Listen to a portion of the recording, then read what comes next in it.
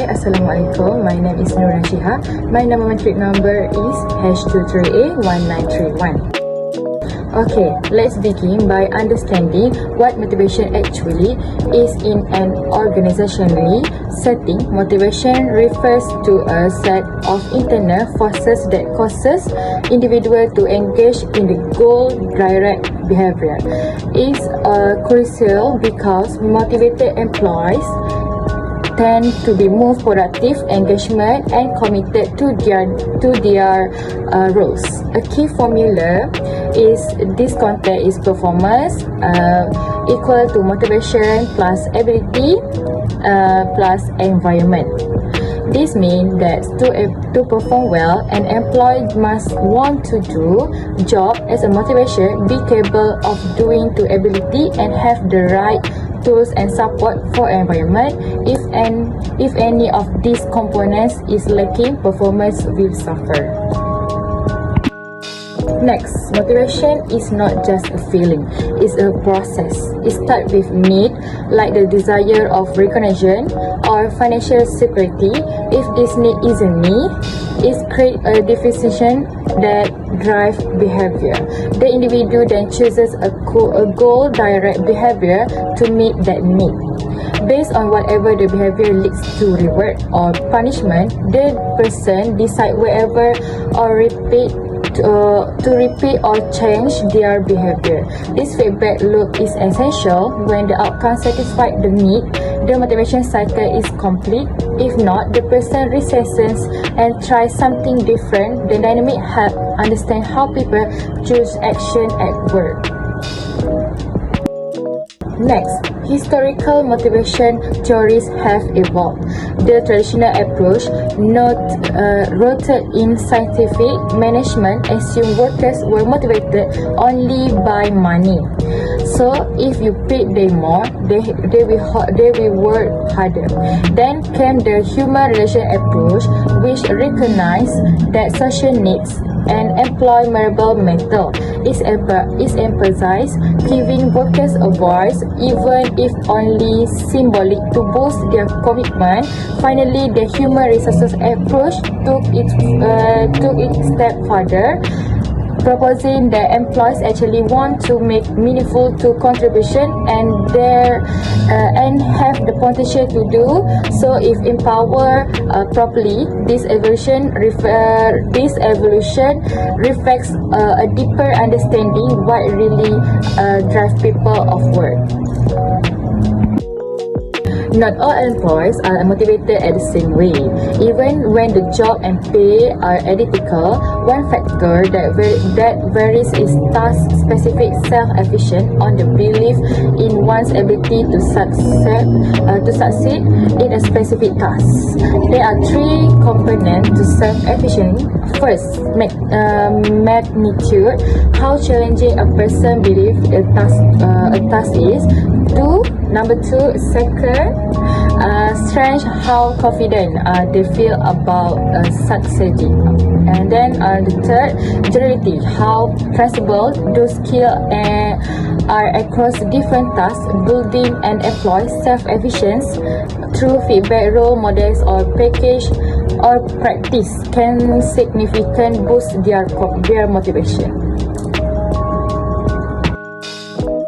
Next, Maslow's famous theory organizes human needs into pyramid. At the base are basic as deficient needs like food, safety, and belonging. They must be satisfied first. Once these are met, we are driven by growth needs such as esteem and self-actualization. In the workplace, deficient needs could be stable income or job security, while growth needs might include meaningful work or opportunity for leadership. Maslow's theory reminds managers that people cannot focus on high-level goals like innovation or leadership if their basic needs are not met first. Okay, Clayton-Allen's ERG theory condenses Maslow's 5 levels into 3. First, acceptance. Second, relatedness and growth. And the third one is the growth. It's more flexible, allowing for multiple multiple needs to influence behavior at once. It also introduced the concept of frustration regression.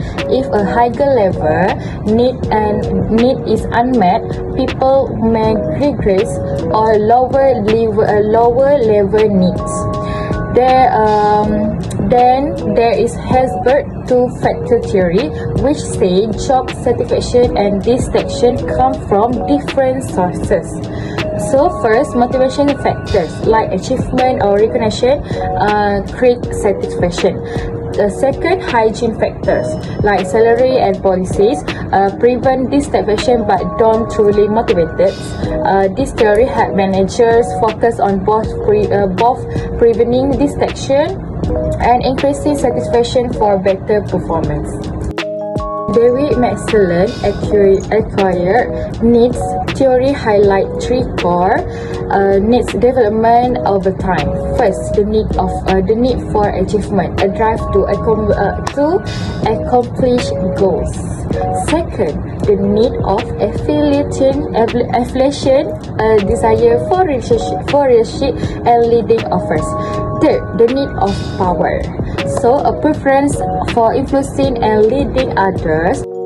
Unlike needs theory, process-based theory focuses on how motivation happens. Equity theory suggests that people are motivated by fairness. Employees compare their input-output ratio like effort to rewards with others. If they perceive inequity, they may reduce effort or seek change. Expectation theory, development by Rome, say people are motivated when they be. Learning also play a role in the motivation.